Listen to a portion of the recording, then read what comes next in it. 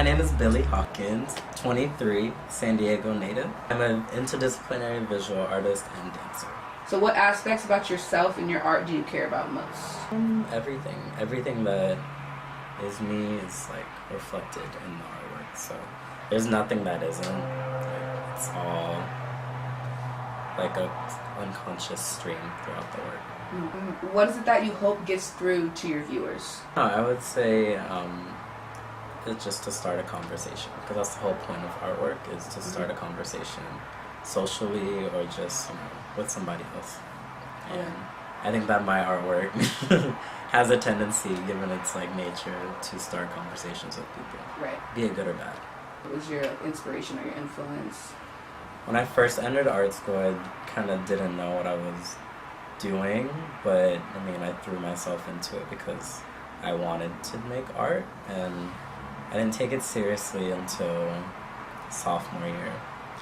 And because I realized, I was like, okay, I'm getting better at this thing, but what am I making yet? I didn't get the chance because we have foundational courses that we have to take, like all these classes, just to like get skill level, technical skill, and then like, which is not what I lacked, but structure was more of what I lacked. I was very like on my own, which is still now, like I'm always on my own, hence me being freestyle dancer.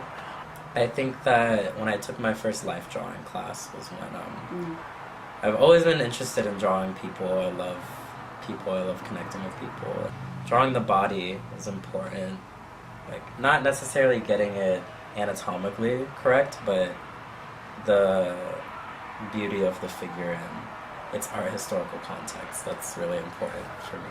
And kind of just how we view it now, how we viewed it before, and like why it's so important to draw it. Like, why do people still do it? So I do it because I enjoy it, and there's a reason why. Can we get much higher?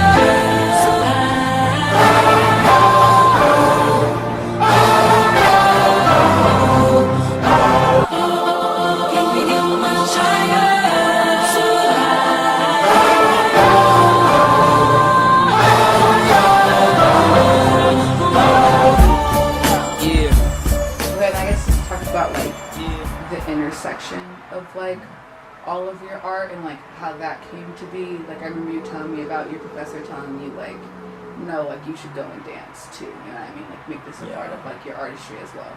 So like I was gaining momentum as like me really getting into my own art practice. So like having your own practice is super just important in general. Is like everything around you that feeds your creativity. That's kind of, I guess, how I would describe an art practice. So everything that sets you up for success to create the work that you make in your style. When dancing came in the picture, my senior year of college, I fell in love with urban dancing and hip-hop dancing, especially in Greensboro.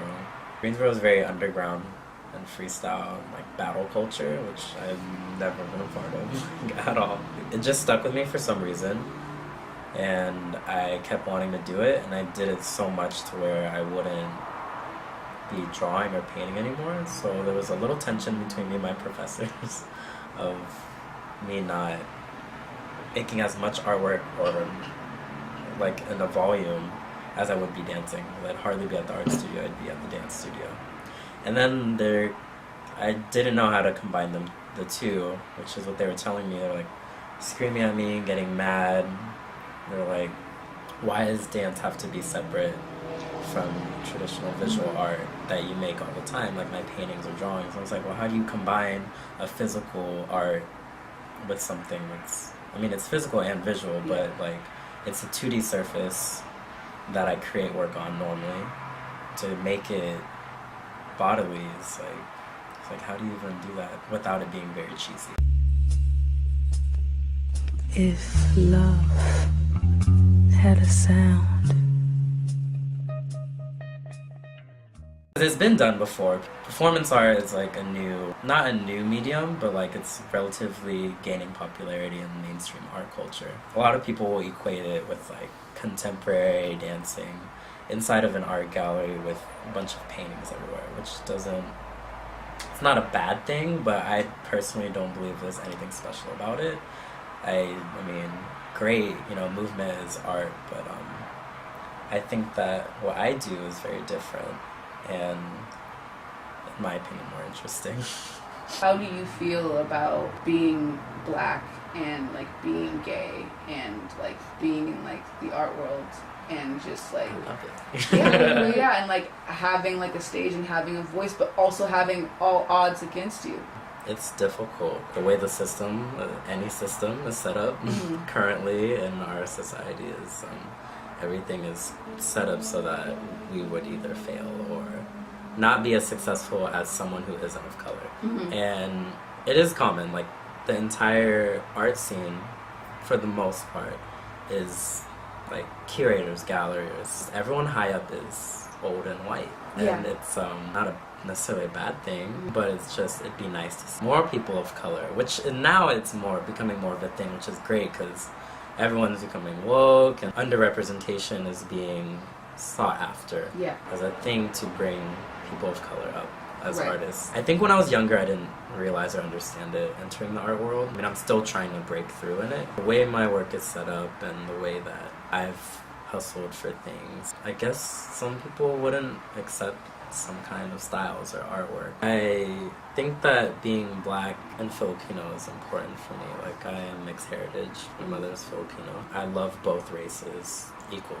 Like, I don't value one over the other. And I think that growing up, not being Black enough, not being Filipino enough, like not being Black enough for the Black kids, not being Filipino enough for the Filipino kids was just, it was a struggle, like being confused with all that stuff. Also growing up overseas in Japan, so that was like very different upbringing than a lot of people would have, and just cultural awareness and just really learning to accept all those cultures. But I don't think my acceptance of Blackness happened until kind of the end of my college career, with all of the media really hyping it up, really showcasing how we're being mistreated, all aspects of life, not just police brutality, but everything.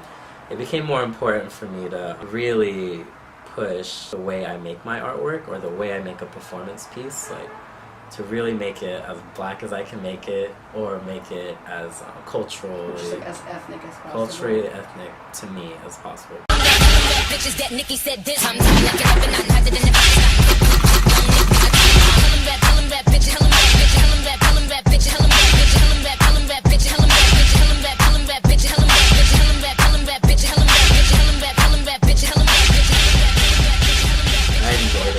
I think that a lot of people accept my work because I think they see talent and then they get excited about it and then they want work from you. But they see you sometimes like, whoa, this work came from you. Like sometimes I wonder that especially when I submit things, because my name is Billy Hawkins. Like, is that a white name or is it a Black name? Like, and then I drop off my work at the gallery and they're like, oh, hi. Because you can't really tell throughout my artwork all the time that a queer Black artist is making this work or something along the lines of that. Just the only thing that I can do to further push my representation, even with odds against me, is just to keep doing what I'm doing at a heightened sense.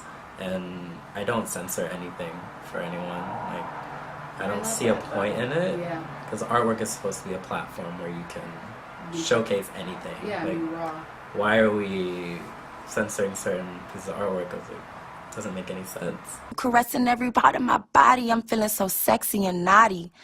You want to speak about late nights, huh? Let me feel that shit. Let me make you feel this. I want to feel that dick. The way you slang that shit. The way you grab my back. The headboards is banging. The way you ass smack.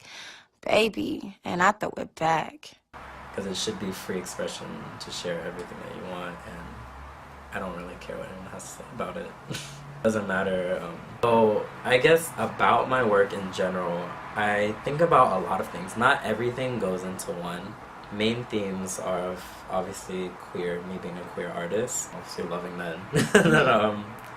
It's mainly the idea of desire for something or someone that I'm trying to work through with these drawings, these paintings, or performance. I just believe desire to be the most powerful force in like someone to do anything, because just think of like Freud's idea of the pleasure principle. Yes. That's a big theme that I've been studying like throughout art school, of your desire to breathe, your desire to go and enjoy something is what I like, and what I like to observe in other people.